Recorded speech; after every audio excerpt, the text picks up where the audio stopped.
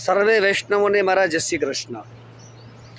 વરમ વનમ વ્યાઘ્ર ગજેન્દ્ર સેવિતમ દ્રુમાલયમ પક્વફલાંબુભોજનમ તૃણાનિ શય્યા પરિદાન વલ્કલમ ન બંધુ મધ્યે ધનહીન જીવનમ. ધનાઢ્યભાઈના બંગલાની અંદર રહી વારંવાર અપમાનિત થવું એના કરતાં જંગલની અંદર વાઘ વરુ અને હાથીઓ જોડે જીવન વ્યતીત કરવું તે શ્રેષ્ઠ છે. ધનાઢ્યભાઈના ઘરની અંદર પકવાનો ખાવા અને વારંવાર અપમાનિત થવું તેના કરતાં જંગલની અંદર રહી વૃક્ષો ઉપર પાકી ગયેલા ફળોનું ભક્ષણ કરી અને જીવન જીવવું તે શ્રેષ્ઠ છે.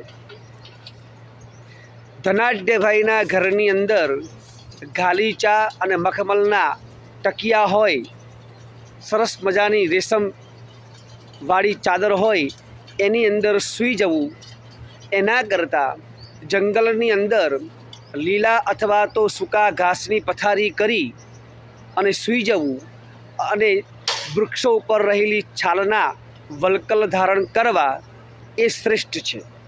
પરંતુ ધનાઢ્યભાઈના ઘરની અંદર રહેવું બહુ જ ખરાબ છે, કારણ કે ત્યાં જે ગરીબ ભાઈ હોય એને એ વારંવાર અપમાનિત કરે છે.